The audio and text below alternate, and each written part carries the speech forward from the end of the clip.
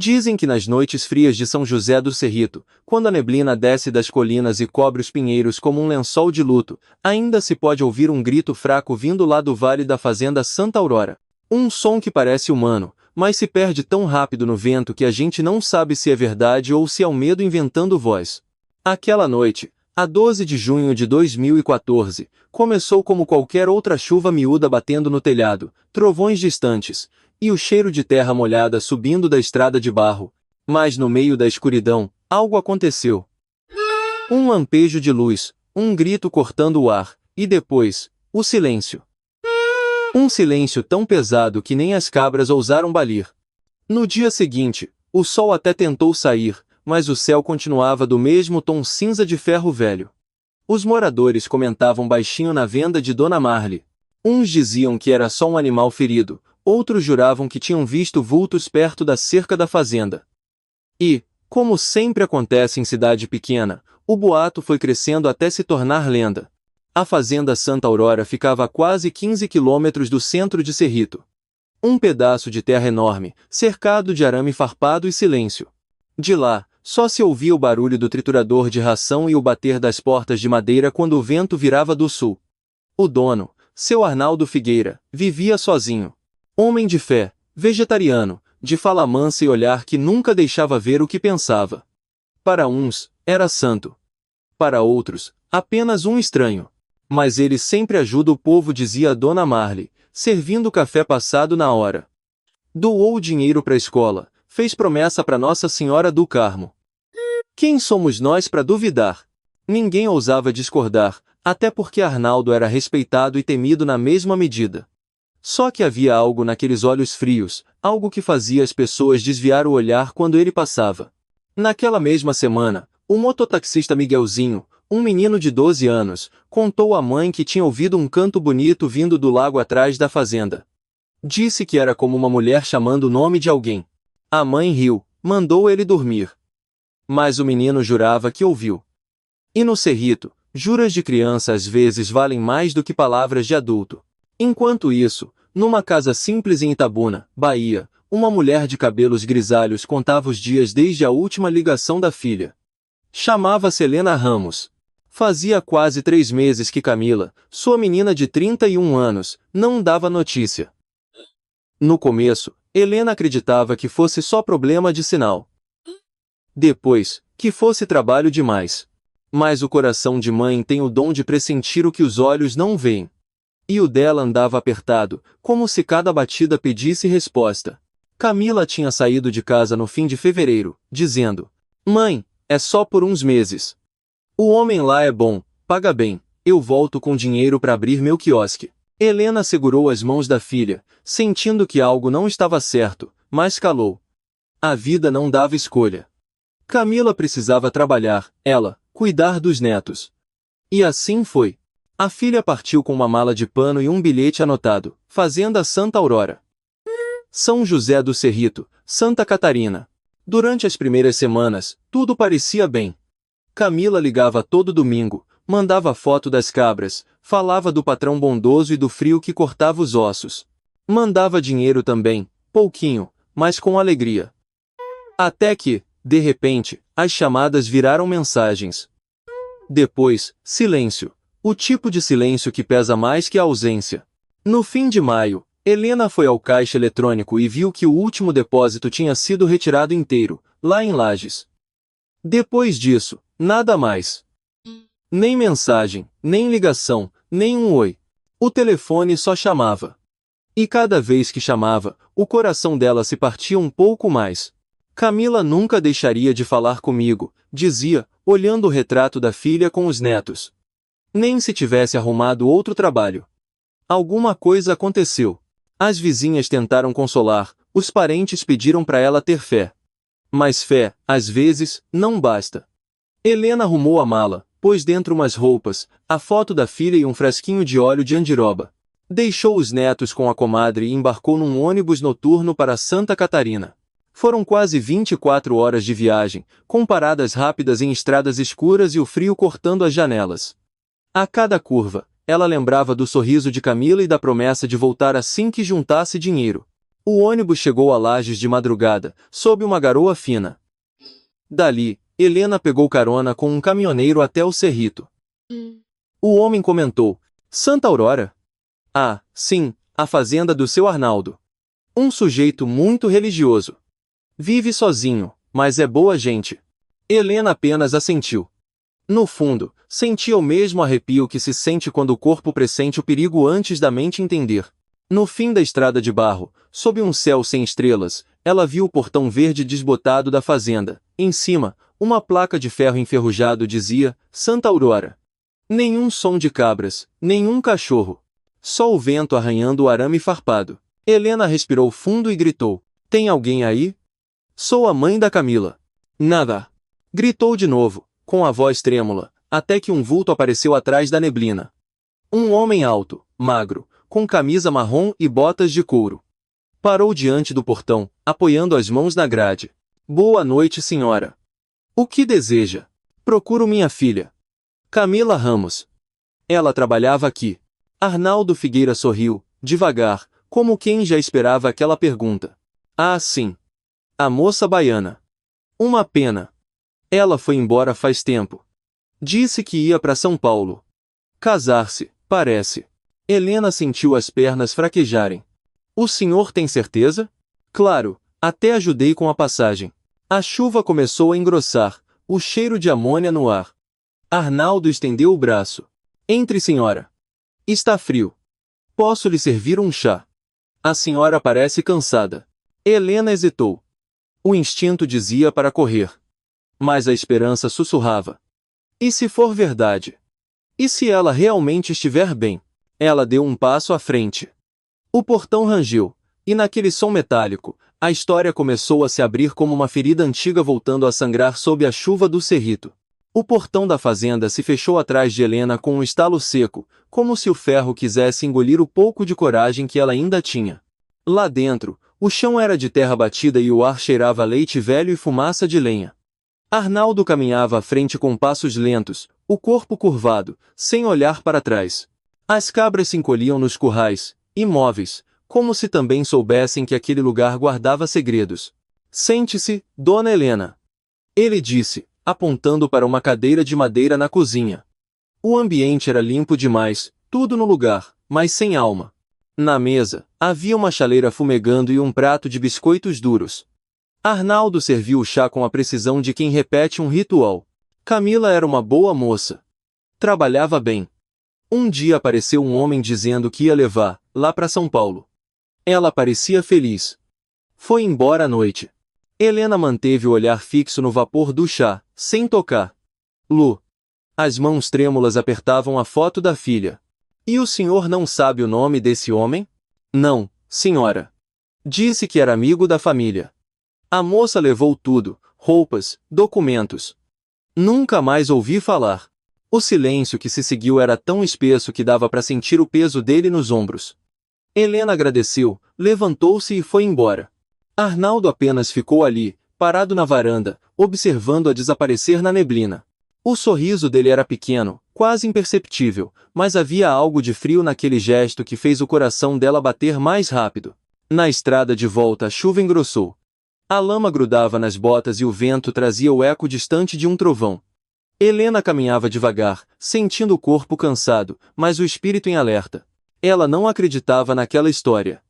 Camila jamais partiria sem avisar, e o olhar de Arnaldo, aquele olhar não mentia e escondia. Na manhã seguinte, ela foi até o centro da cidade.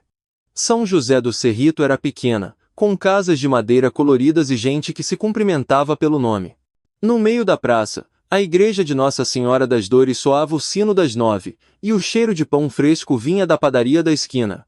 Helena entrou na venda de Dona Marley, pedindo um café quente. A senhora é de fora, né? Perguntou a vendedora, curiosa. Sou da Bahia. Vim procurar minha filha. Trabalhou numa fazenda aqui perto. Na Santa Aurora? O rosto de Dona Marley empalideceu um pouco. Ah, sim, já ouvi falar dela. Mas é melhor não se meter muito com esse lugar, viu? Dizem que é cheio de coisa estranha. Helena franziu o senho.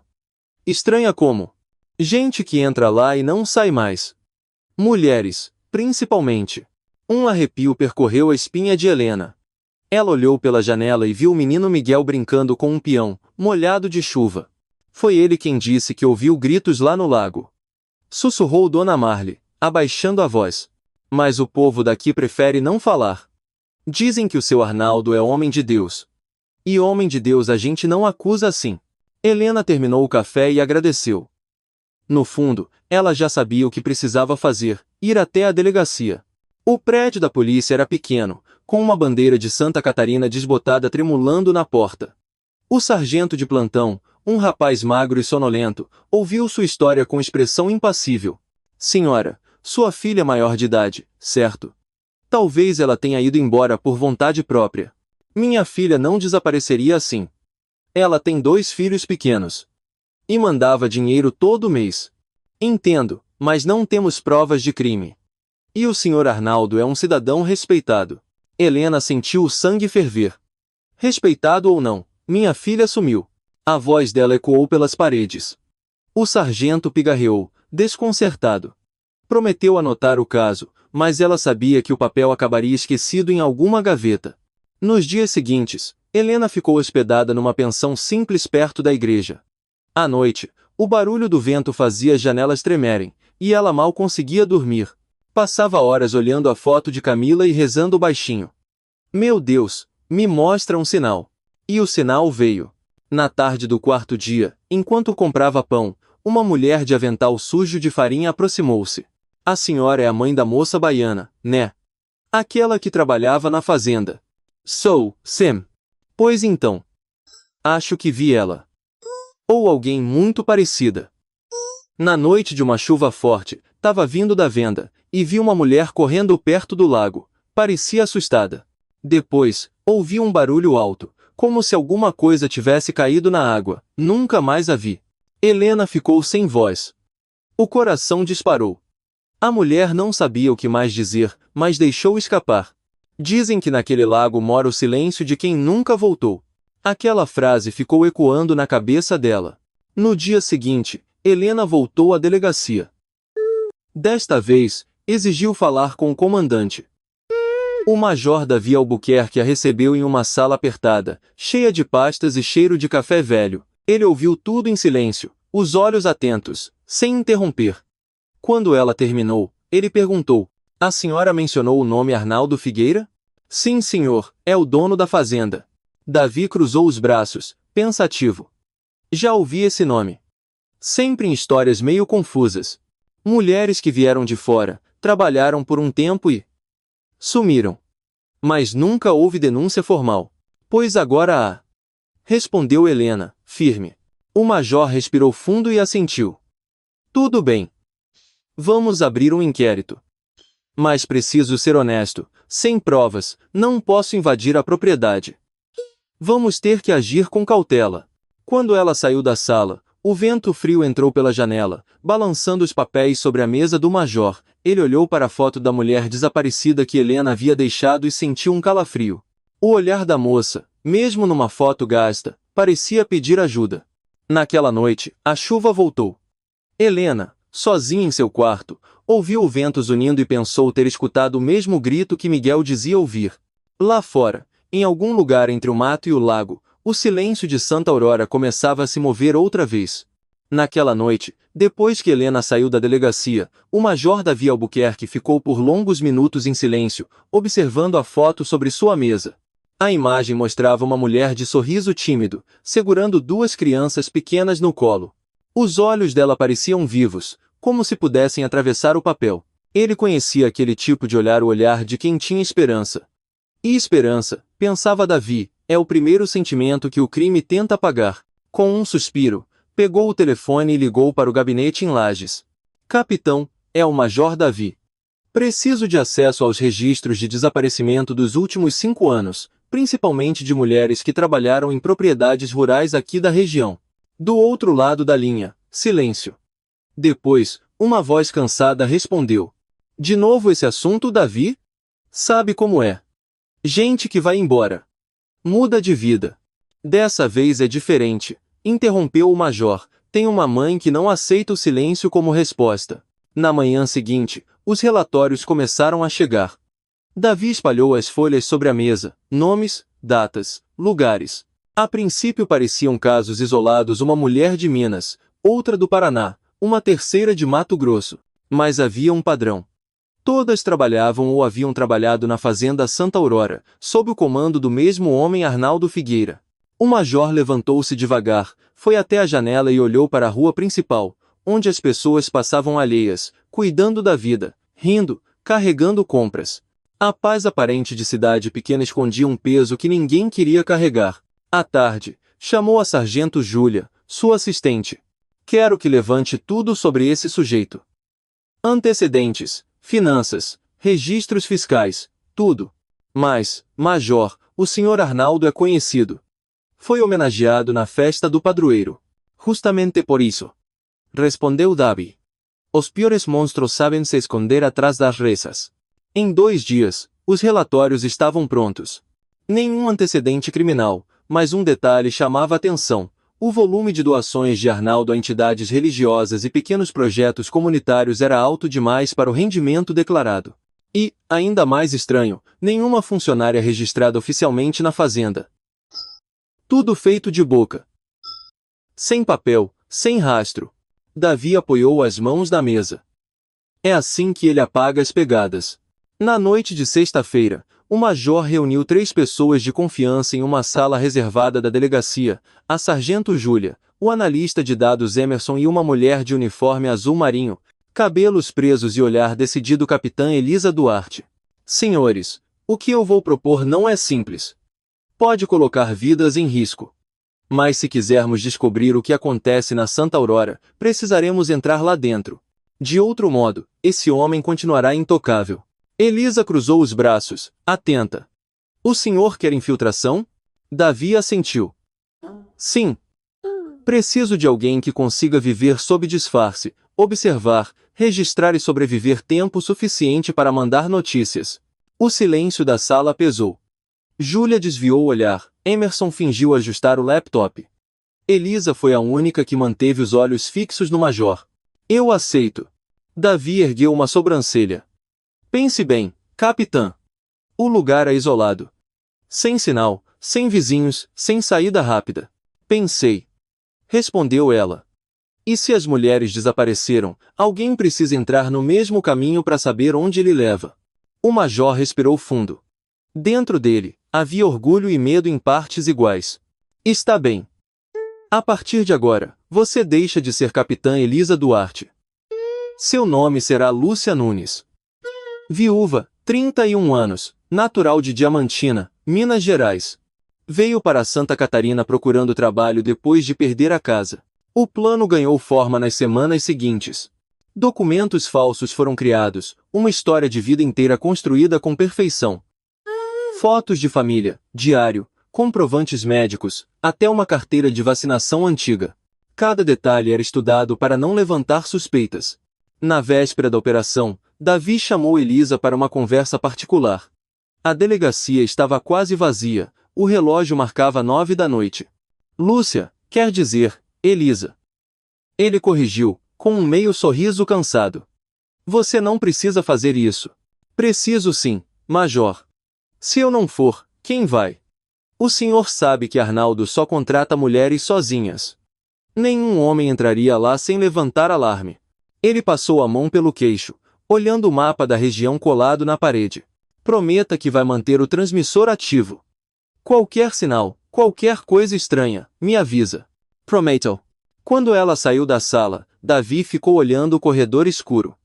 No peito, uma angústia conhecida, o medo de perder alguém de novo. Já tinha visto muitos policiais corajosos desaparecerem entre os matos do interior, sem deixar rastro, como se a terra os engolisse. No dia 14 de outubro, ainda de madrugada, Lúcia Nunes pegou um ônibus velho que subia a serra. Levava apenas uma mochila de lona, um lenço florido no pescoço e o olhar de quem carrega um propósito. A chuva fina fazia as luzes da estrada tremeluzirem. A cada curva, o mundo parecia mais distante. Quando o ônibus parou perto da porteira de Santa Aurora, o silêncio era absoluto. Só o barulho das gotas no capim e o cheiro de esterco molhado. Lúcia desceu, ajeitou o chapéu e caminhou até o portão verde desbotado. Bateu 3 vezes. O eco respondeu. Demorou alguns minutos até que alguém aparecesse e foi ele, Arnaldo Figueira, com o mesmo olhar vazio e o mesmo sorriso imóvel que Helena havia descrito. Pois não? Perguntou ele, analisando-a de cima a baixo. Soube que o senhor precisa de ajuda. Vim de longe, estou sem lugar para ficar. Posso trabalhar pelo que o senhor achar justo. Arnaldo ficou em silêncio, os olhos estreitando, como se tentasse ver além da pele dela. Depois de longos segundos, abriu o portão devagar. Entre. Aqui só fica quem aguenta o peso do trabalho. E quem sabe calar. O portão se fechou atrás dela com o mesmo som de ferro que Helena ouvira semanas antes. Enquanto caminhava pelo pátio lamacento, Lúcia sentiu o cheiro forte de amônia misturado a algo indefinível, um odor que grudava na garganta e parecia vir das profundezas da terra. Lá dentro, o curral era enorme, cheio de sombras. E ao longe, o zumbido de um motor parecia girar sem descanso. Ela pensou nas palavras do major: observe. Respire. Não confie em nada. A chuva começou a cair outra vez, fina, insistente, como se o céu quisesse sussurrar um aviso. Naquela noite, a casa principal da fazenda Santa Aurora adormeceu sob o som monótono do triturador. E o destino de Lúcia Nunes e de todas as vozes que o silêncio tentou engolir acabava de começar a ser escrito. O primeiro amanhecer de Lúcia na fazenda Santa Aurora foi estranho. O frio vinha de dentro, não de fora. A neblina cobria o terreno inteiro, como se o mundo lá fora tivesse desaparecido. Quando ela abriu a porta do quarto, o ar cheirava a metal úmido e ração fermentada. As cabras já estavam acordadas, balindo num coro que mais parecia lamento. O alojamento das funcionárias ficava atrás do curral norte. 2 portas, 2 quartos, um corredor curto de madeira apodrecida. Do outro lado, uma mulher lavava roupas num tanque. Cabelos presos, mãos rachadas, olhar baixo. Lúcia se aproximou com cuidado. Bom dia. A mulher hesitou, sem responder de imediato. Sou nova aqui. Me chamo Lúcia. Sofia. Respondeu, sem olhar. A comida é às 6. Depois a gente vai pro curral. Foi só isso. E o silêncio voltou, pesado. Lúcia percebeu que Sofia carregava medo nos gestos, medo de falar, de ser ouvida, de existir. Na cozinha principal, Arnaldo já estava de pé, preparando o café. Vestia a mesma camisa marrom da noite anterior, o rosto, calmo demais. Dormiu bem? Perguntou. Sim, senhor. As cabras comem às 7. Depois limpe o depósito e o pátio. Aqui, quem trabalha direito não precisa de segunda chance. Ela sentiu, servindo-se de um gole de café frio. Os olhos dele a observavam com atenção, como quem mede a resistência de um material antes de testar-lo até o limite. O dia passou lento. O trabalho era pesado: limpar, carregar sacos de ração, cortar capim. A fazenda parecia viva, mas sem alma. Lúcia reparou que não havia rádio, televisão, nem relógio visível, só o som das máquinas e o vento entre as árvores. À noite, tomou banho de balde e sentou-se na cama estreita. Pegou o diário falso e fingiu escrever, enquanto debaixo da coberta escondia o pequeno transmissor, apertou o botão e sussurrou. Aqui é a Lúcia. Infiltração bem-sucedida. O homem parece controlado, mas há algo estranho. O cheiro, o silêncio. Vou continuar observando. Desligou o aparelho e respirou fundo. Pela janela, viu o brilho pálido da lua refletindo no lago. Um som baixo, quase imperceptível, veio de lá como um rangido de ferro sendo forçado. Na manhã seguinte, Arnaldo mandou que ela limpasse o depósito de ração. O lugar era úmido, mal iluminado, cheio de sacos empilhados. No canto, uma escada de madeira levava ao sótão. Curiosa, Lúcia subiu devagar. O teto era baixo, coberto de teias de aranha. Ali, um baú de madeira velho chamava a atenção. O cadeado estava quebrado. Ela o abriu com cuidado. Dentro, uma pilha de roupas femininas, algumas ainda dobradas, outras rasgadas. Um perfume doce e velho escapou, misturado ao cheiro de mofo. No fundo do baú, uma pequena bolsa com um lenço bordado. Camila. O coração de Lúcia disparou. Tirou uma foto com o microdispositivo embutido no anel e fechou o baú no mesmo lugar. Desceu as escadas rápido, tentando controlar a respiração. No fundo, Sabia que aquele lenço era mais que uma pista, era a voz de alguém pedindo para ser lembrada. À noite, Sofia entrou no quarto de Lúcia sem bater. Você foi no depósito? Perguntou, nervosa.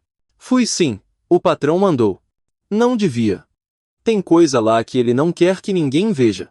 Lúcia fingiu ignorância, mas o olhar de Sofia tremia. Sofia, quanto tempo você trabalha aqui?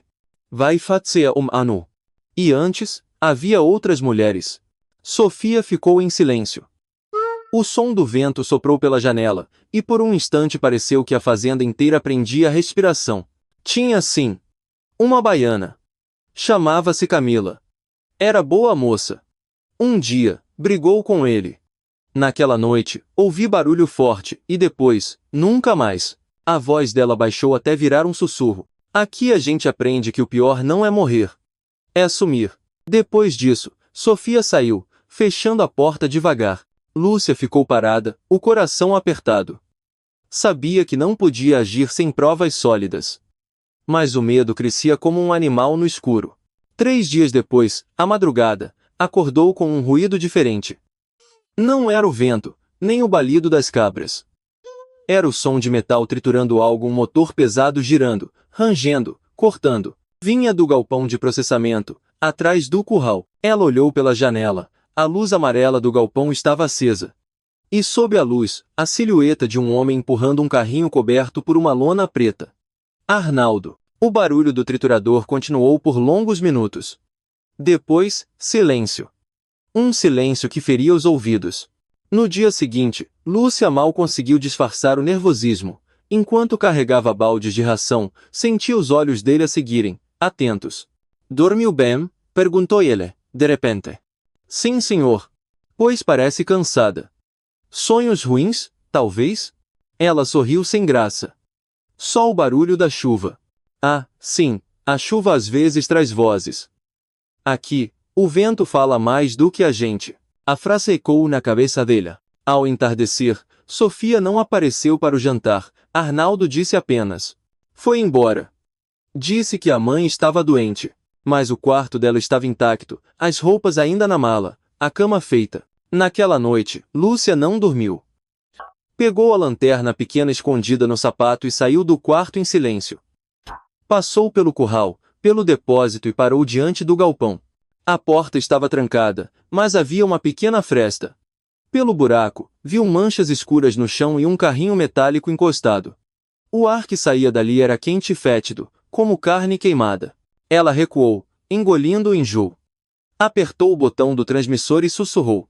Major, há indícios claros. Preciso de mandado urgente. Há risco de novas vítimas. Do outro lado, estática. O sinal era fraco. O motor do galpão voltou a roncar, e entre o barulho e a chuva, ela jurou ouvir uma voz abafada, um gemido, um pedido de socorro. Lúcia correu de volta para o quarto. As mãos tremiam. Ela sabia que, dali em diante, cada movimento precisava ser calculado. Porque, na fazenda Santa Aurora, até o silêncio parecia observar. Durante todo o dia seguinte, Lúcia trabalhou em silêncio, fingindo normalidade. O corpo dela seguia o ritmo da fazenda, mas a mente estava em outro lugar. Cada passo que dava, cada balde que levantava, era calculado para não chamar atenção. O transmissor que usava preso ao sutiã havia falhado na noite anterior. A chuva e o isolamento estavam bloqueando o sinal. Sem contato com o Major Davi, ela estava sozinha, realmente sozinha. Ao entardecer, o vento soprou com força, espalhando folhas secas pelo pátio. Arnaldo observava o horizonte com uma expressão que Lúcia não conseguia decifrar. A luz fraca do pôr do sol cortava o rosto dele pela metade, revelando um lado calmo e outro sombrio. A senhora parece preocupada, Lúcia. Disse ele, de repente. Sou cansada, senhor. Cansada. Ou distraída? Ele se aproximou, devagar. Aqui, distração é perigosa. A gente pode se perder no mato e nunca mais achar o caminho. Ela forçou um sorriso, mas o coração batia forte. Ele estava testando. Sabia reconhecer esse olhar, o de um caçador farejando algo. Mais tarde, na cozinha, enquanto preparava o jantar, Lúcia sentiu o chão vibrar. O som vinha do galpão de novo, o triturador. Sempre no mesmo horário, entre 2 e 3 da manhã.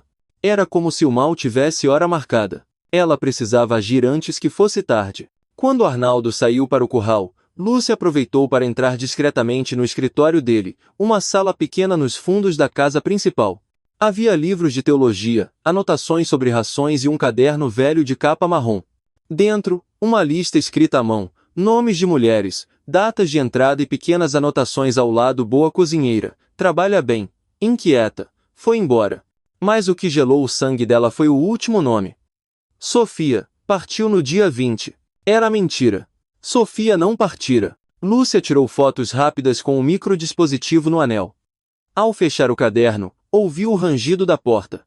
Arnaldo estava parado ali, imóvel, observando-a. O que faz aqui, Lúcia? Perguntou, num tom quase gentil. Ela engoliu seco. Procurei vela, senhor. Faltou luz no quarto. Ah, vela. Ele entrou, fechando a porta atrás de si. Sabe o que eu mais odeio? Curiosidade. Curiosidade é o começo da desobediência. Ele se aproximou mais. O cheiro dele misturava sabonete e suor frio. Lúcia manteve o olhar baixo, tentando controlar a respiração. Não quis ofender, senhor. Só queria a luz. Por alguns segundos, o ar pareceu parar. Então Arnaldo sorriu um sorriso sem alma. Tudo bem, luz é importante, mas há lugares onde é melhor ficar no escuro. Ele abriu a porta e saiu, deixando-a sozinha com o coração disparado. Naquela noite, a chuva caiu sem trégua. As janelas batiam, e o vento fazia as dobradiças gemerem. Lúcia fingiu dormir, mas o corpo inteiro estava em alerta. Às 2h45, ouviu novamente o barulho do triturador. Pegou a lanterna e rastejou até a janela. Do lado de fora, Arnaldo empurrava outro carrinho coberto por lona preta. A luz do galpão oscilava, e o som metálico da máquina cortava o silêncio da madrugada. Com as mãos tremendo, Lúcia ligou o transmissor. Uma luz verde piscou o sinal fraco, mas ativo. Ela sussurrou. Major, aqui é a Lúcia. Tenho provas. Ele matou Sofia. Preciso de reforço urgente. Repito, urgente. O aparelho chiou, mas nenhuma resposta veio. Mesmo assim, ela insistiu, gravando a mensagem. O sistema enviaria o arquivo assim que captasse sinal estável. De manhã, Arnaldo parecia mais calmo do que nunca. Serviu o café, perguntou sobre o sono, elogiou o trabalho. Era o tipo de serenidade que precede a tempestade. Hoje quero que limpe o galpão pequeno, perto do lago. Sim, senhor. Quando ele se afastou, Lúcia percebeu que algo estava errado. A voz dele tinha um leve tom de ironia, e o olhar. Um brilho de quem sabe mais do que diz. No galpão, o cheiro era quase insuportável. Amônia, sangue seco, gordura. As paredes estavam manchadas, e o chão, riscado por marcas de arrasto. Lúcia seguiu as marcas até uma porta trancada. No canto, encontrou um chaveiro pendurado, pegou uma das chaves e tentou, com as mãos suadas. A fechadura girou. Atrás da porta, um quarto estreito, escuro. Havia ferramentas, sacos de cal e um freezer grande, coberto de poeira. Ela respirou fundo e abriu. Dentro, blocos de carne envoltos em plástico, marcados com números. As pernas dela fraquejaram. Fechou o freezer e correu de volta, tentando manter o rosto neutro. No caminho, viu Arnaldo encostado na cerca, observando o lago. A senhora acredita em alma, Lúcia? Perguntou, sem virar o rosto. Acredito sim, senhor.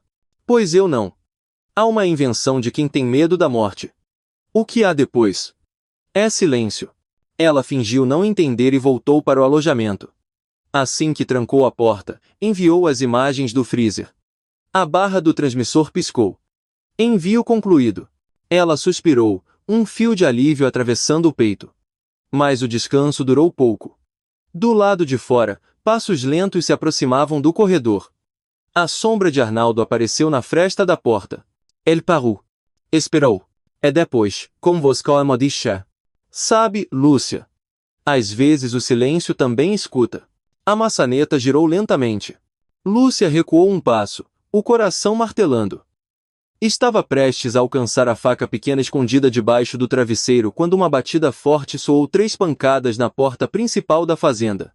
Arnaldo parou. O som repetiu-se. Polícia militar. Abertura imediata. Ele ficou imóvel, o sorriso se desmanchando. Lá fora, sirenes ecoavam pela neblina. O transmissor de Lúcia brilhou uma última vez, captando a mensagem atrasada do Major Davi. Equipes a caminho. Seguro e firme. E naquele instante, a máscara de bondade que Arnaldo Figueira usou por anos começou a rachar exatamente como o ferro do portão que guardava seus segredos. As sirenes ecoavam fracas através da névoa. O som se distorcia entre as colinas, como se o próprio vento quisesse esconder o que estava por vir. Dentro da casa principal, Arnaldo Figueira permaneceu parado, a faca ainda na mão, os olhos fixos na janela. A luz azul das viaturas piscava distante, refletindo no lago como relâmpagos frios. Lúcia recuou um passo, as mãos trêmulas tentando alcançar o transmissor. O coração dela pulsava tão alto que parecia ecoar pelo chão de madeira. Por um instante, o silêncio foi absoluto. Nem as cabras baliram, nem o vento soprou. Então, Arnaldo respirou fundo e sorriu. Demoraram, mas vieram. Ele se virou lentamente, e o olhar que lançou sobre Lúcia já não tinha máscara. Era um olhar de animal encurralado e satisfeito. Sabe, eu sempre soube que um dia viriam me buscar. Mas nunca pensei que seria por uma mulher. Lúcia manteve a voz firme, tentando ganhar tempo. Acabou, Arnaldo. Há provas, há testemunhas. Sai agora e ninguém precisa se ferir. Ele deu uma risada curta, seca. Ferir? Minha querida, você acha que isso aqui é sobre feridas? Isso é sobre purificação. Com um movimento rápido, ele avançou. Lúcia desviou, a faca roçou seu ombro. Ela correu pelo corredor, derrubando uma cadeira. Atrás, o som das botas pesadas batendo no chão. Lá fora, os faróis das viaturas cortavam a neblina. O Major Davi Albuquerque saiu do carro com o coldre na mão e gritou. Polícia! Arnaldo Figueira, largue a arma e saia com as mãos para cima. Mas o portão estava trancado, e as correntes, grossas. Davi ordenou. Corta, agora! 2 oficiais usaram um alicate de aço, o portão se abriu com um estalo metálico. A equipe entrou, dividindo-se entre a casa e os galpões. Dentro, Lúcia correu até o depósito, tentando escapar por uma porta lateral. O ar estava denso, o cheiro de sangue e amônia misturado à fumaça do triturador. Arnaldo a alcançou, puxando-a pelo braço. Você não entende, Lúcia. Elas queriam sair, mas eu só dei um propósito a elas. Nada se perde, tudo se transforma. Ela reagiu com força, acertando o rosto dele com o cotovelo. A faca caiu. Ela correu até a porta, mas Arnaldo a empurrou contra a parede. O som da luta ecoou pelo galpão. Do lado de fora, Davi ouviu o barulho e gritou. Lúcia, onde você está? Aqui, a voz de la bella fraca, abafada. Os policiais arrombaram a porta. O primeiro disparo ecoou, seco, cortando o ar. Arnaldo cambaleou, o sangue escorrendo pelo braço. Ainda assim, tentou se levantar. Davi entrou, apontando a arma. Acabou, Arnaldo. Está preso. Arnaldo riu, ofegante, encostado no triturador ainda quente. Preso? Vocês acham que podem prender o que é puro? Tudo aqui é meu. Até os ossos delas. Com um gesto brusco, tentou alcançar a alavanca da máquina. Davi reagiu rápido, um segundo disparo o atingiu no ombro. A faca caiu de vez. Arnaldo desabou, o olhar vazio fixo no teto. O silêncio que se seguiu foi pesado, mas diferente. Era o silêncio do fim. Lúcia caiu de joelhos, ofegante, com o rosto manchado de fuligem e lágrimas. Davi se aproximou, ajudando-a a levantar. Está ferida? Só arranhões. Respondeu ela, ainda trêmula. Major. Você precisa ver o que há aqui. As equipes de perícia começaram a vasculhar o galpão. Sob a luz ultravioleta, as manchas no chão brilharam em azul intenso. Marcas de sangue cobriam o piso, as paredes, os cantos das máquinas. Em uma prateleira, caixas com etiquetas, roupas, objetos pessoais. Dentro, lenços, brincos, carteiras. Um inventário do horror. O perito Emerson, pálido, chamou o major. Senhor. O lago. O que tem, o lago? Há indícios de descarte recente. O sedimento está revolvido. Davi respirou fundo. Traga as bombas. Durante horas, a equipe trabalhou sob chuva, drenando a água escura do lago. O cheiro era sufocante. Quando o fundo começou a aparecer, Todos se calaram. Entre a lama, surgiram fragmentos de ossos pequenos, brancos, quebrados. Um anel prateado ainda preso a uma falange. Lúcia fechou os olhos, as lágrimas misturando-se à chuva. Meu Deus! Quantas foram? Um dos peritos respondeu em voz baixa. Pelo menos 5. Talvez mais. Davi tirou o chapéu, olhando para a lama. O som do trovão rebombou ao longe, como um lamento. Pouco depois, o corpo de Arnaldo foi levado sob escolta. Ainda respirava, mas sem forças. Na maca, olhou para Davi e murmurou. Vocês acham que me venceram. Mas o silêncio nunca morre. Davi respondeu apenas. O silêncio não morre. Ele muda de dono. O dia amanheceu devagar, com o céu cor de chumbo. A fazenda, agora tomada por viaturas e peritos, parecia menor. As cabras observavam caladas, como testemunhas que nada podiam dizer. Lúcia caminhou até o lago drenado. Entre a lama, algo brilhava o lenço bordado com o nome Camila. Ela o pegou com cuidado, apertando-o contra o peito. Davi se aproximou e colocou a mão em seu ombro. Helena vai querer ver isso. Ela sentiu, sem conseguir falar. Atrás deles, o sol começou a romper o nevoeiro, tímido como se também tivesse medo do que via. Naquele instante, a fazenda Santa Aurora deixou de ser um lugar. Tornou-se memória, cicatriz e prova. Um lembrete de que a maldade pode usar o rosto da bondade, e que o silêncio, quando sustentado por medo, é cúmplice do crime. A chuva havia cessado, mas o cheiro de terra molhada ainda pairava no ar quando o Major Davi chegou à sede da Polícia Civil em Lages. O relógio marcava quase 9 da noite. O interrogatório de Arnaldo Figueira seria iniciado em instantes. O homem estava sentado numa sala fria, iluminada por uma única lâmpada pendurada no teto. Usava a mesma camisa marrom, agora manchada de sangue seco. As mãos algemadas repousavam sobre a mesa, e o olhar permanecia fixo em algum ponto distante da parede, como se o mundo à sua volta não existisse.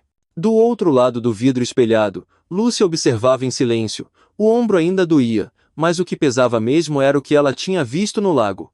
Nenhum treinamento preparava um policial para aquilo. O major entrou na sala, colocou uma garrafa de água sobre a mesa e se sentou. Boa noite, Arnaldo. O homem não respondeu. Você sabe por que está aqui. Temos provas, registros, objetos pessoais das mulheres, o DNA de 5 delas no lago. Arnaldo virou o rosto lentamente. 5? Murmurou, com um sorriso torto. Você ainda conta errado, Major. Davi manteve o tom calmo. Então me corrija. 9. Talvez 10. Perdi a conta depois da 7ª. Algumas vieram sozinhas, outras foram trazidas pelo destino. Nenhuma delas era inocente. O major se inclinou, os olhos fixos nele. O que você fica melhor, Arnaldo? Por um momento, o homem ficou em silêncio. Depois, riu baixo. As transformei. Dei um propósito. As pessoas acham que a morte é o fim, mas não é. É um tipo de reciclagem. Elas alimentaram a vida da fazenda, viraram sustento. Viraram silêncio. E o silêncio é o que mantém o mundo limpo. Davi fechou o punho sob a mesa, tentando conter a raiva. Você acha que o que fez é justiça? Não, eu acho que é ordem. Desde que minha mulher me deixou, entendi que as pessoas boas só servem quando obedecem. As mulheres que vieram até mim queriam redenção. Eu apenas dei a elas. As palavras pairaram pesadas na sala. Do outro lado do vidro, Lúcia engoliu em seco. Era difícil olhar para ele e não sentir a mistura de repulsa e pena. Havia um vazio nos olhos de Arnaldo que não era insanidade, era convicção. O Major levantou-se devagar. Você matou 9 mulheres, Arnaldo. Entre elas, Camila Souza, filha de Helena. Ela veio de muito longe te procurar. E é por causa dela que você está aqui hoje. Pela primeira vez, o olhar de Arnaldo vacilou. A mãe dela. Está viva? Está. E que respostas? Davi saiu da sala, deixando-o sozinho. Alguns minutos depois, voltou, acompanhado por Helena. A mulher caminhava devagar, o rosto envelhecido pela dor, as mãos segurando o lenço bordado que haviam encontrado no lago. Arnaldo olhou por alguns segundos, talvez tentando lembrar de onde conhecia aquele rosto. A senhora é? A mãe da Camila. Respondeu Helena, com voz firme, mas embargada. A moça que o senhor disse que foi embora. Arnaldo baixou os olhos. Por um instante, o silêncio foi tão grande que até o som do relógio pareceu parar. Ela era teimosa. Disse ele finalmente. Disse que queria ir embora. Que tinha medo de mim. Eu tentei conversar, mas ela gritou. E quando gritam, eu não consigo parar. Foi rápido. Ela não sofreu. Helena apertou o lenço contra o peito. As lágrimas vieram, silenciosas, pesadas. Não sofreu, repetiu, a voz trêmula. O senhor tirou dela a chance de ver os filhos crescerem. Tirou de mim a chance de abraçá-la mais uma vez. E diz que ela não sofreu? Arnaldo olhou para ela. Sem emoção. A dor é parte da purificação. O major fez sinal para encerrar. Helena ainda olhou uma última vez para o homem à sua frente. Deus vai julgar o senhor, mesmo que a justiça dos homens falhe. Mas saiba de uma coisa, minha filha não virou silêncio. Ela vive cada vez que alguém lembrar do que aconteceu aqui. Quando ela saiu da sala, Davi segurou-a pelo braço, ajudando-a a caminhar. A senhora foi muito corajosa. Coragem não é não ter medo, major, é seguir mesmo tremendo. Do lado de fora, a noite caía sobre lajes. As luzes da cidade tremeluziam, refletindo nas poças da chuva. Helena ficou parada por um instante, olhando o horizonte. O vento trouxe o cheiro distante de terra e capim molhado, o mesmo cheiro do dia em que a filha partiu. Lúcia se aproximou devagar. Dona Helena, encontramos o lenço, e alguns objetos dela. Tudo será devolvido depois da perícia. A mulher assentiu, sem conseguir responder. Os olhos estavam cansados, mas firmes. Ela sempre dizia que queria abrir uma barraca de comida na praia. Eu devia ter acreditado mais nela. Lúcia segurou a mão dela. A senhora acreditou o suficiente para vir até aqui. É por causa disso que ele foi preso. Helena sorriu fraco. Às vezes, o amor de mãe é o que sobra quando o resto do mundo desiste. Do outro lado do vidro, Arnaldo permaneceu imóvel, olhando para o teto. As algemas refletiam a luz da lâmpada, como duas pequenas luas presas ao pulso. Ele parecia tranquilo, quase sereno, mas por dentro pela primeira vez algo havia se quebrado. Quando o relógio marcou 10 horas, o major encerrou o depoimento. Será encaminhado para o presídio de segurança máxima em Florianópolis. Sem direito à fiança. Arnaldo apenas murmurou. Vocês podem me prender. Mas nunca vão prender o silêncio. Davi respondeu. O silêncio só existe enquanto as pessoas calam. E hoje, nós falamos por todas que você tentou apagar. O gravador foi desligado. A luz da sala diminuiu. A porta se fechou com um som oco, como o fim de uma era.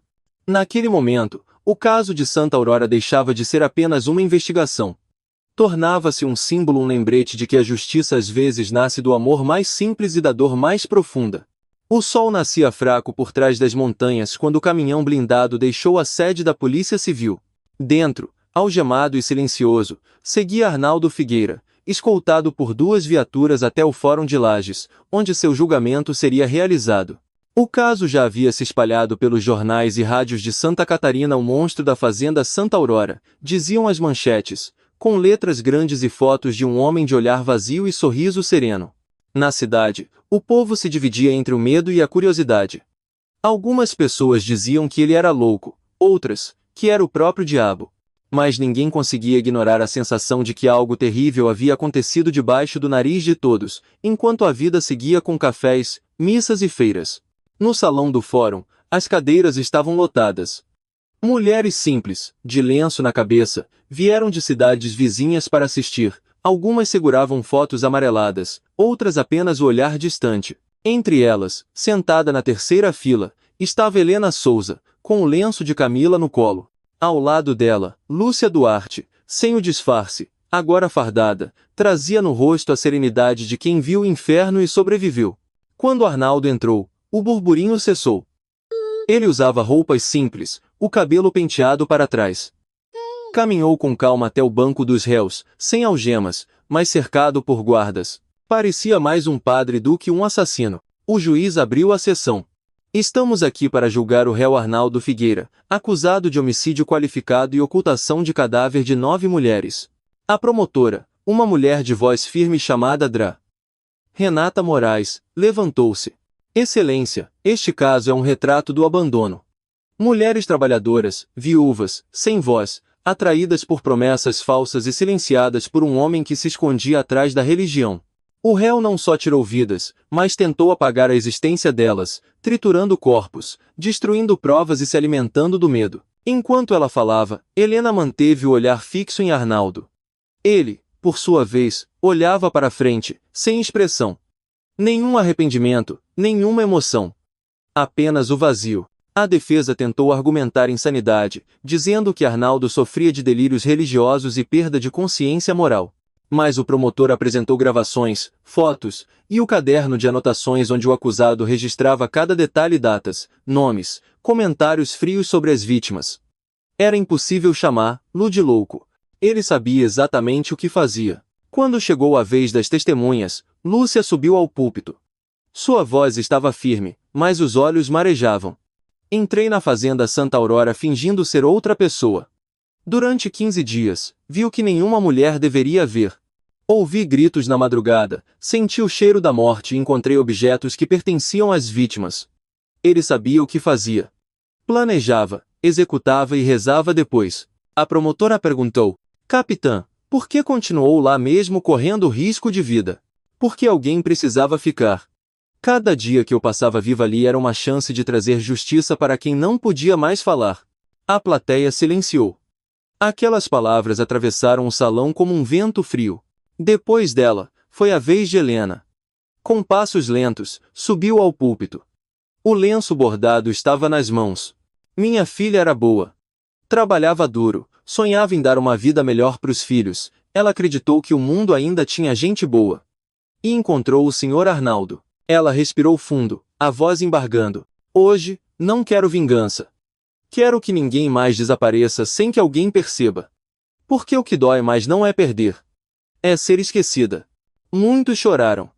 Até os policiais endurecidos baixaram os olhos. Durante o interrogatório final, Arnaldo manteve o mesmo tom frio. Eu não me arrependo, elas eram passageiras. Eu apenas mostrei o caminho do silêncio.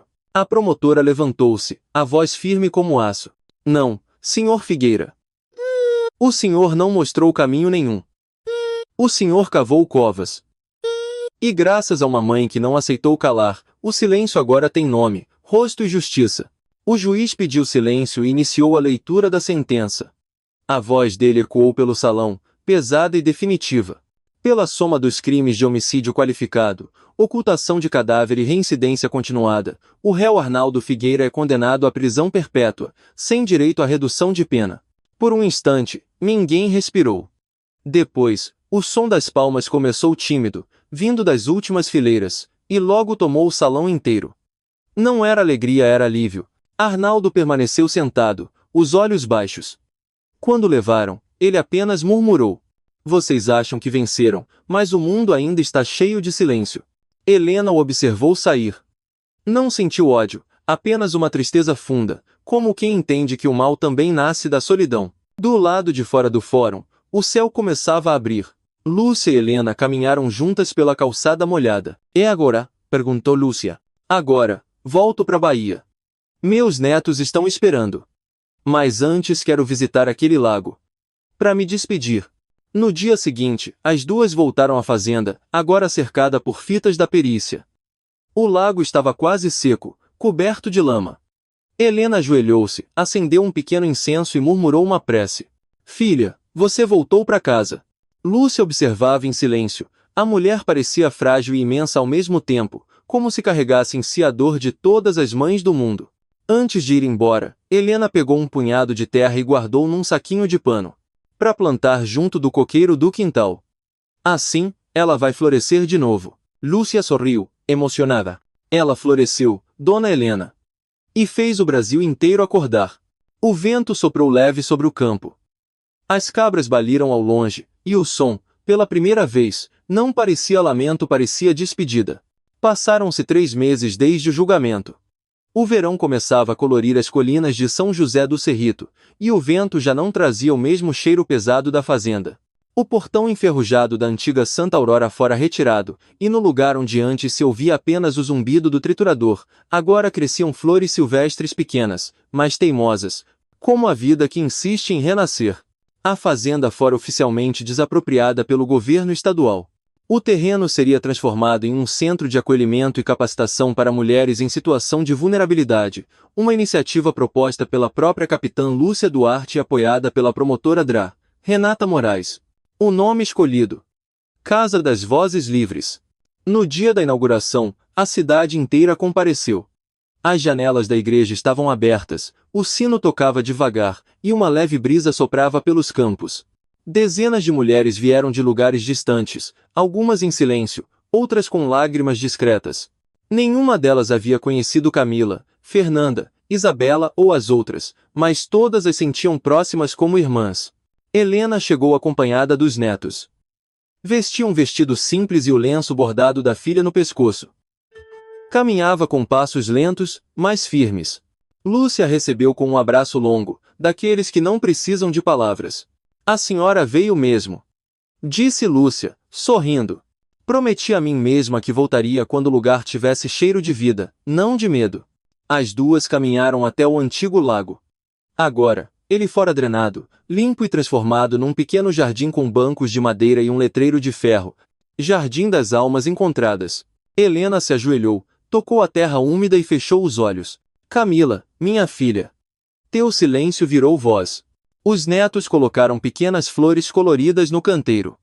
Um deles, o mais novo, perguntou: Vovó, é aqui que a mamãe mora agora? Helena sorriu com ternura. Não, meu amor. Ela mora em cada mulher que não tem mais medo, e mora dentro da gente também. As palavras pareciam simples, mas carregavam uma força que fez Lúcia conter as lágrimas. Mais tarde, durante a cerimônia, o Major Davi Albuquerque subiu ao pequeno palco montado no pátio. De uniforme, mas com o rosto emocionado, falou ao microfone. Durante muitos anos, pensamos que a justiça era feita só de leis, mas a justiça verdadeira nasce do olhar de quem não desiste. Este lugar é uma lembrança de que coragem também tem rosto de mãe, e que o amor pode mudar até o que o mal tentou apagar. Aplausos suaves ecoaram. O vento soprou, balançando o estandarte da Casa das Vozes Livres. Depois do discurso, Helena foi chamada para plantar a primeira muda de árvore, uma paineira rosa. As raízes tocaram o solo onde um dia o medo dominou. Ao lado, uma placa dizia: em memória das que foram silenciadas e das que aprenderam a falar. Enquanto todos se dispersavam, Lúcia e Davi permaneceram em silêncio por alguns minutos, observando o pôr do sol atrás das montanhas. O céu tinha o mesmo tom alaranjado da tarde em que ela chegou disfarçada à fazenda. Parece outro mundo, não é? Disse ela. É o mesmo mundo. A diferença é que agora a gente enxerga. Lúcia olhou para o terreno ao redor. O galpão fora demolido, mas uma das paredes de tijolos fora mantida de propósito. Nela, artistas locais haviam pintado os rostos das vítimas, com traços simples e expressivos. Acima das figuras, lia-se: Elas existiram. Era a frase que Helena dissera no tribunal, e agora estava gravada na história da cidade. Nos dias seguintes, Helena permaneceu hospedada em uma casinha perto da praça, ajudando a organizar o pequeno oratório da casa. Passava as manhãs costurando lenços coloridos com as iniciais das mulheres homenageadas. À tarde, contava histórias para os netos e para as novas moradoras do centro. Cada ponto que eu dou é uma lembrança que eu costuro de volta na vida, dizia ela. Lúcia, por sua vez, retornou à ativa na polícia de Goiás, mas com um propósito diferente. Propôs a criação de um programa estadual de rastreamento de mulheres desaparecidas, em parceria com assistentes sociais. O projeto, inspirado no caso de Santa Aurora, foi batizado de Operação Vozes. Em uma de suas visitas a Helena, Lúcia a encontrou no quintal, regando as flores. Dona Helena, a senhora nunca pensou em voltar para a Bahia? Penso, sim. Mas primeiro quero ver este jardim crescer. Quando as flores abrirem, vou saber que posso ir em paz. A senhora é mais forte do que imagina. Helena riu. A força não veio de mim, veio da saudade. A saudade ensina a gente a ficar de pé. As duas ficaram em silêncio, olhando o entardecer. O ar cheirava a jasmim e terra úmida. Lúcia pensou em tudo que perdera e em tudo o que ganhara. Pela primeira vez em meses, sentiu-se leve. Antes de partir, Lúcia caminhou até o portão. Atrás dela, Helena gritou: Menina, lembra do que eu te disse lá no tribunal? Lembro sim. Que coragem é seguir mesmo tremendo. Helena sorriu. Então continue tremendo. Mas nunca pare. O som do sino da igreja ecoou pela serra. As nuvens se tingiram de ouro. A fazenda agora jardim, agora a memória respirava em paz. E naquele fim de tarde, entre o canto dos pássaros e o farfalhar do vento, o silêncio de Santa Aurora finalmente se transformou em música. O tempo passou devagar, como tudo que é curativo. 2 anos se foram desde o dia em que a Casa das Vozes Livres abriu suas portas, e o que antes era só dor começou a virar colheita. O velho terreno da fazenda Santa Aurora agora tinha árvores, jardins e sons de risadas. Nas manhãs, o cheiro de pão assado se misturava com o perfume das flores. À tarde, as mulheres sentavam-se na varanda para costurar, conversar e aprender a ler. A cidade, antes conhecida pelo medo, agora era lembrada por sua coragem. Jornais do Brasil inteiro vieram registrar o renascimento do lugar que, um dia, simbolizara o horror, mas quem via de fora não imaginava o que aquilo representava por dentro para cada mulher que passou por ali. Era como voltar a respirar. Na parede principal do pátio havia uma frase pintada por crianças. O amor é mais teimoso que o medo. E era a verdade. Helena Souza se tornara uma espécie de matriarca da casa. Mesmo vinda da Bahia, acabou ficando em Santa Catarina mais tempo do que planejava. As mulheres a chamavam de Dona Lena, e era ela quem contava histórias à noite, antes de dormir. Histórias de mar, de coqueiros, de filhos que se perdem e se reencontram no coração. Mas o tempo é sábio e, um dia, sussurrou para Helena que já era hora de voltar. Na manhã da despedida, o céu estava limpo, e as montanhas pareciam mais próximas. Lúcia Duarte foi buscar, lá. Usava roupas simples, sem farda. Já não era apenas capitã, agora era coordenadora do programa Vozes, que tinha se espalhado por 5 estados, e já ajudara a encontrar dezenas de mulheres desaparecidas. Pronta para voltar para a Bahia? Perguntou Lúcia sorrindo.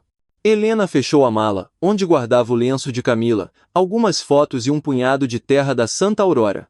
Pronta para replantar a vida. É isso que a gente faz depois da dor, não é? Planta de novo. As duas caminharam até o portão da casa. Lá, dezenas de mulheres as esperavam, cozinheiras, costureiras, jovens, idosas, todas abraçando Helena com carinho. A senhora é como mãe para nós, disse uma moça, enxugando as lágrimas. Helena sorriu, tocando o rosto dela. Então prometam que vão cuidar umas das outras. O amor também precisa de guarda. Lúcia ajudou a entrar no carro. Antes de partir, Helena olhou mais uma vez para o jardim das paineiras.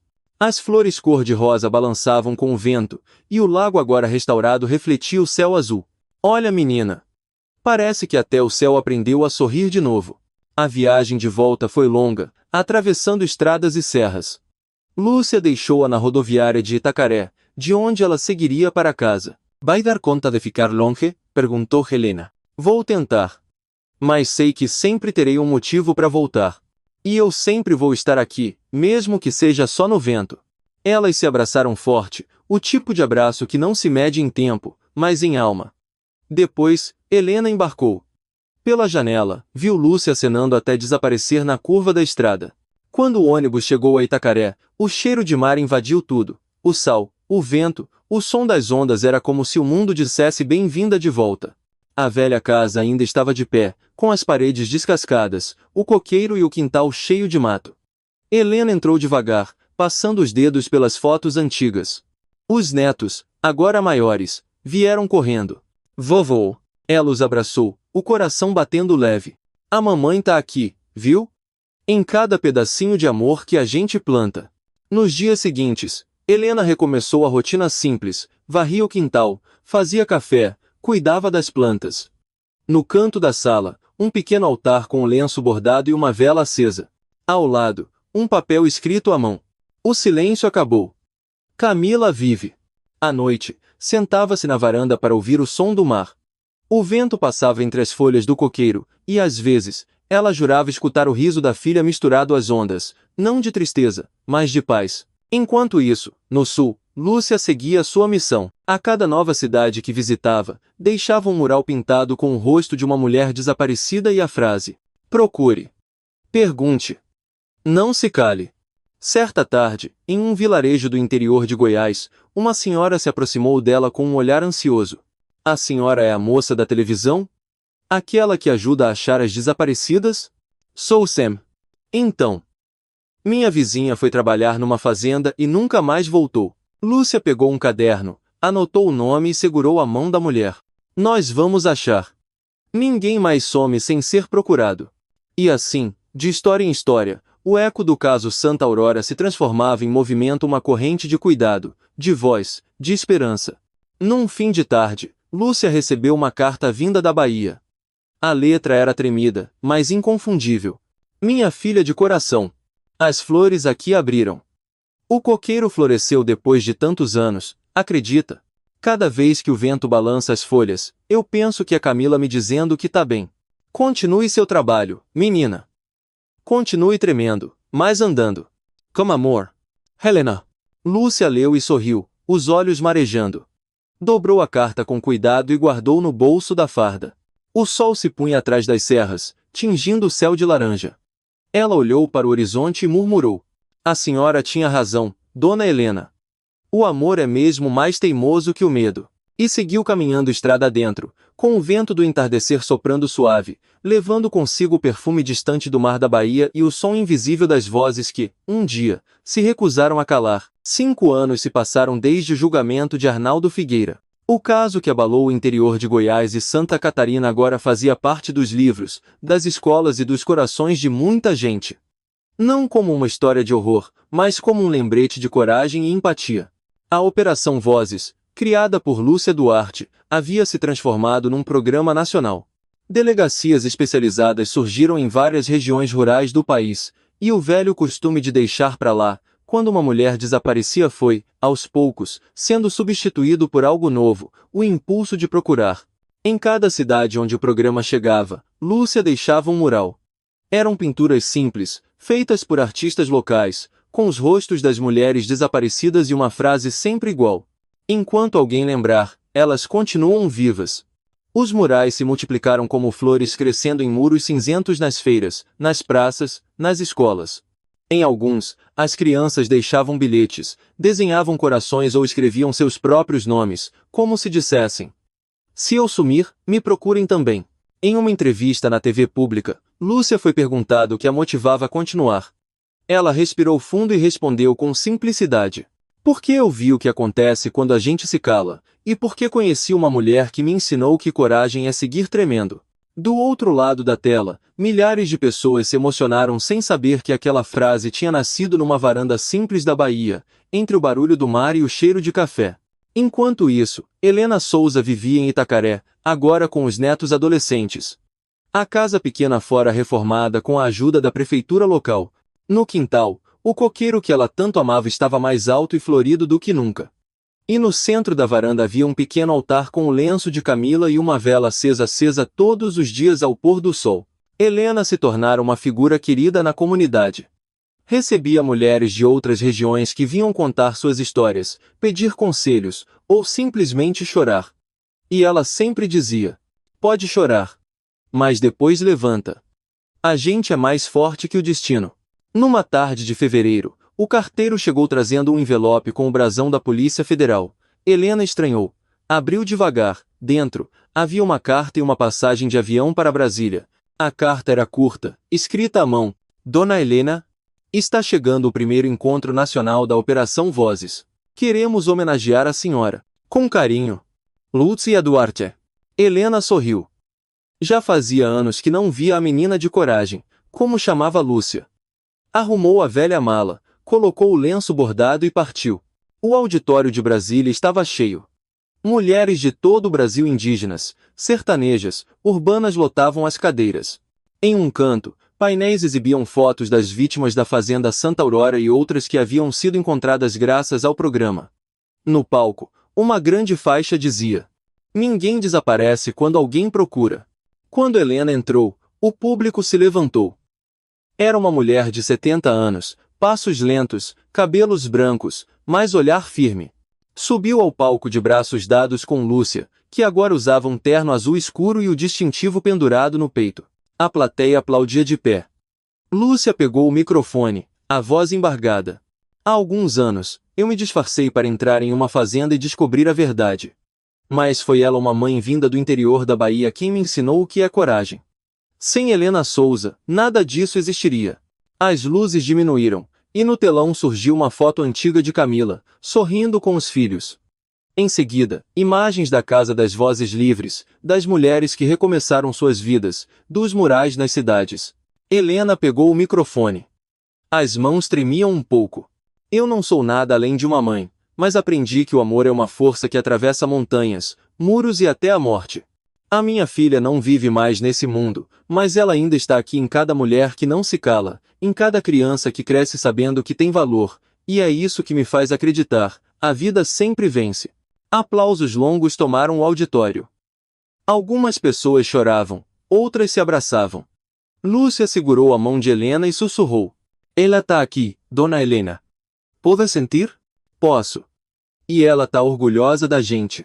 Na manhã seguinte, as duas caminharam pelos jardins da esplanada, entre pés floridos e o som distante do trânsito. Helena olhou o céu e disse, rindo, sabe, menina, o céu daqui é grande demais. Parece que cabe o Brasil todo, cabe mesmo, e agora, dentro dele, cabe a voz de todas nós. Elas pararam diante de uma fonte. O reflexo da água tremia, misturando o rosto das duas. Por um instante, Helena viu não a si mesma, mas o sorriso de Camila refletido ali sereno, leve, como uma bênção silenciosa. Ela tá em paz. Murmurou Helena. Lúcia assentiu. E nós também. As duas se abraçaram sob o sol de Brasília, enquanto o vento movia as folhas dos ipês, espalhando pétalas amarelas pelo chão. O som lembrava a chuva, uma chuva mansa, de recomeço. Naquele mesmo ano, um documentário sobre o caso Santa Aurora foi exibido na televisão nacional. O último trecho mostrava Helena em sua varanda, na Bahia, olhando o mar. A narradora dizia: alguns chamam de coincidência. Outros, de destino.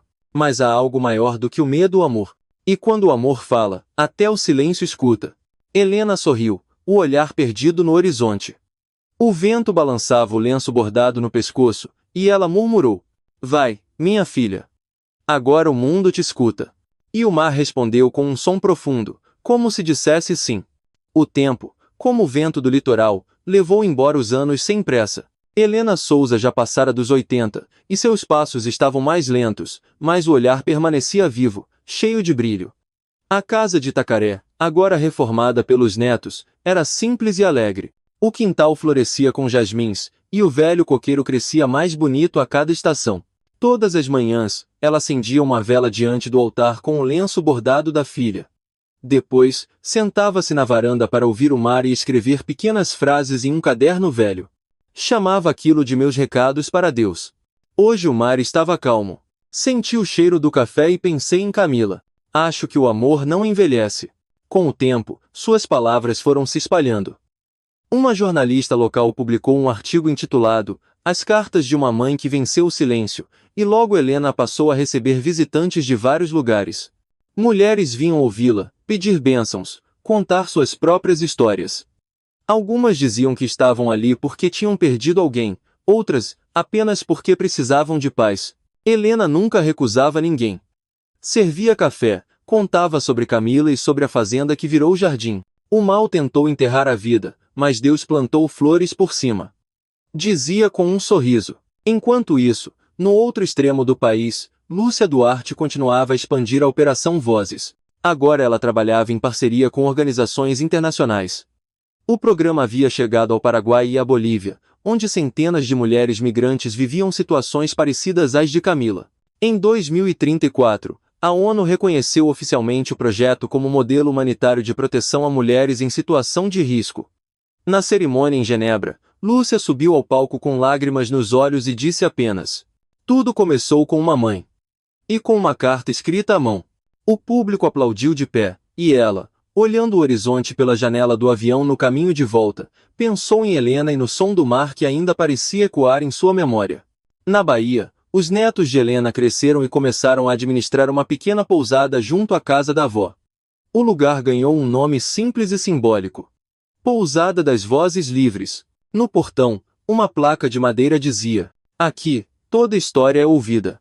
Os visitantes vinham não só pelo mar, mas para conhecer a mulher que transformou a dor em esperança. Helenaria. Eu não transformei nada, meu filho. Só segurei firme até a maré mudar. Certa manhã, uma jovem repórter chegou para entrevistá-la. Tinha um sotaque leve do sul e uma caderneta nas mãos. Dona Helena, a senhora acha que o caso da sua filha mudou o Brasil? Ela pensou um pouco e respondeu. Mudou o jeito das pessoas olharem umas para as outras. Antes, cada um cuidava do próprio quintal. Agora, se uma mulher some, o país inteiro procura. Isso já é milagre suficiente.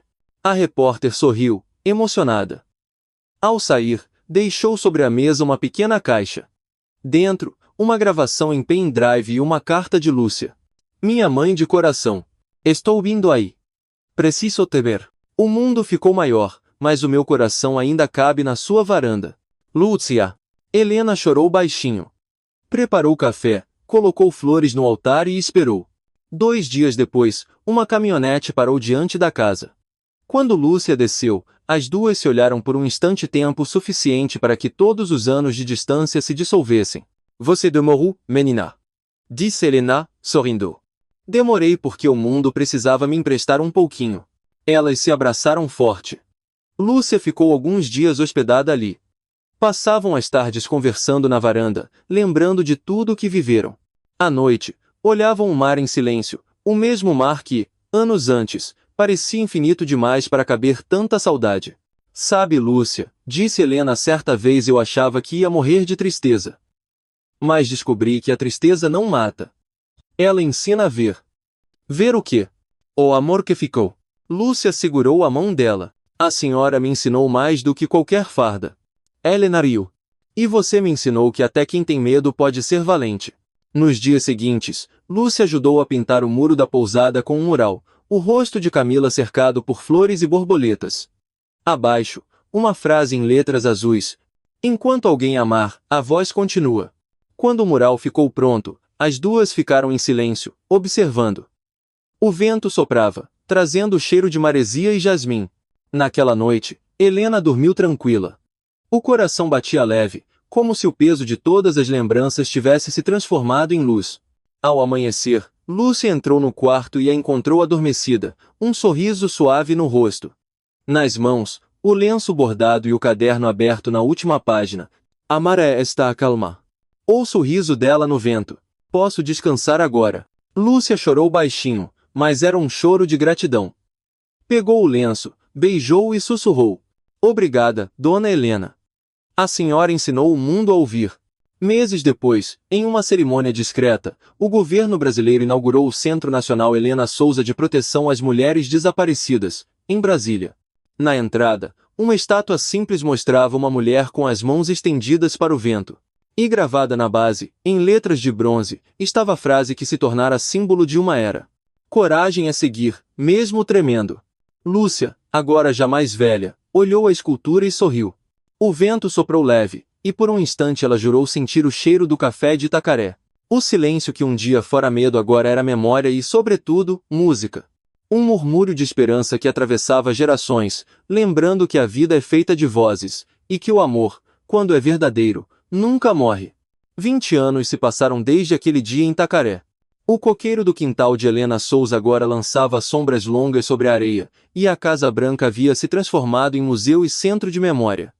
O letreiro na entrada dizia: Casa Helena, o lugar onde a coragem aprendeu a falar.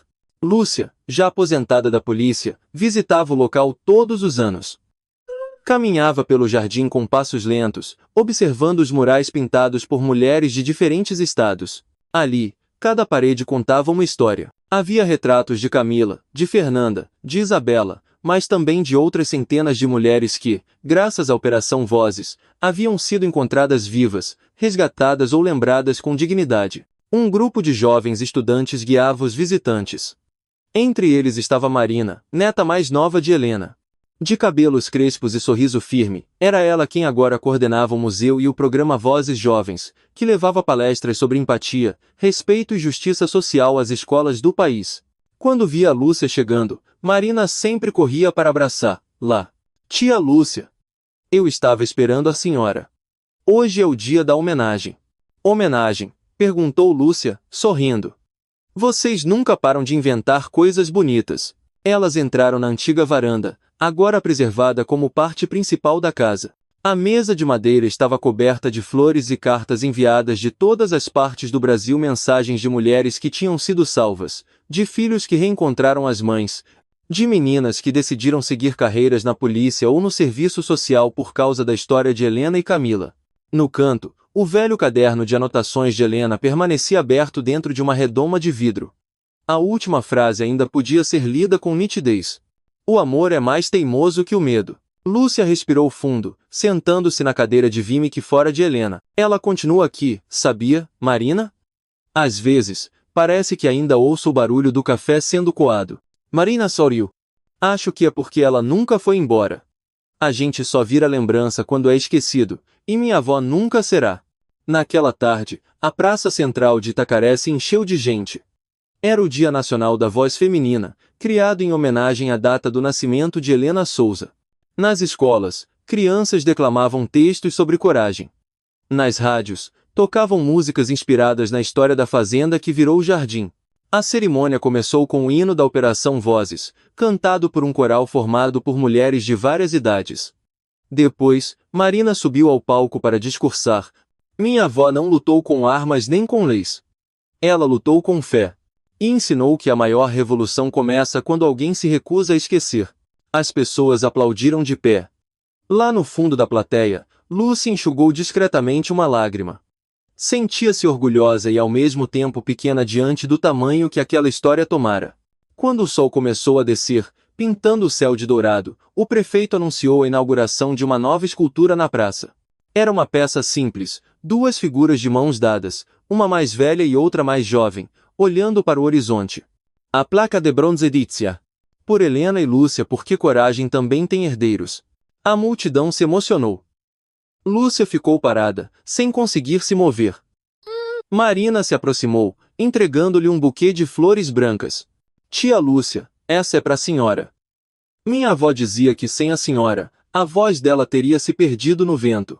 Não, minha querida, respondeu Lúcia, com os olhos marejados. Foi a voz dela que me ensinou a escutar. À noite, o mar estava calmo, refletindo as luzes da cidade. Lúcia caminhou até a beira da praia, e ficou olhando as ondas. O vento trazia o mesmo cheiro de jasmim e sal que ela lembrava de tantos anos atrás. Fechou os olhos e por um instante, sentiu algo que não sabia explicar, uma presença suave, uma paz profunda. Era como se Helena e Camila estivessem ali, conversando com o mar. Lúcia murmurou. Conseguimos, meninas. O silêncio virou canção. E o mar respondeu com um som baixo e contínuo, como se dissesse sim. Na manhã seguinte, Lúcia acordou cedo e foi até o museu uma última vez antes de retornar a Brasília. Deixou uma pequena carta no altar, entre as flores frescas. Querida Helena, hoje o programa que criamos já está em 27 estados. O mundo ficou mais atento, menos surdo. Há sempre alguém perguntando, há sempre alguém procurando. E em cada voz que se ergue, eu ainda escuto a sua. Como amor. Lúcia. Antes de sair, olhou mais uma vez para o mural do jardim, o rosto de Camila sorrindo entre borboletas e ipês amarelos. O vento soprou, e pétalas caíram devagar, pousando sobre os degraus da varanda. Anos mais tarde, quando Lúcia também partiu, suas cinzas foram lançadas no mar de Itacaré, misturando-se a areia e as ondas. No mesmo dia, uma nova inscrição foi gravada na entrada do museu. Aqui descansam as vozes que ensinaram o Brasil a ouvir. E assim, o ciclo se completou. A história de uma mãe, de uma filha e de uma policial virou semente. Semente que germinou em cada mulher que encontrou força na própria dor, em cada homem que aprendeu a respeitar, em cada criança que entendeu que a justiça também nasce do amor. No final, o silêncio que um dia habitou Santa Aurora se transformou em um coro de esperança, ecoando pelas ruas, pelas escolas, pelos corações. Porque enquanto existir alguém que ame, que escute e que se recuse a esquecer, nenhuma voz jamais será silenciada.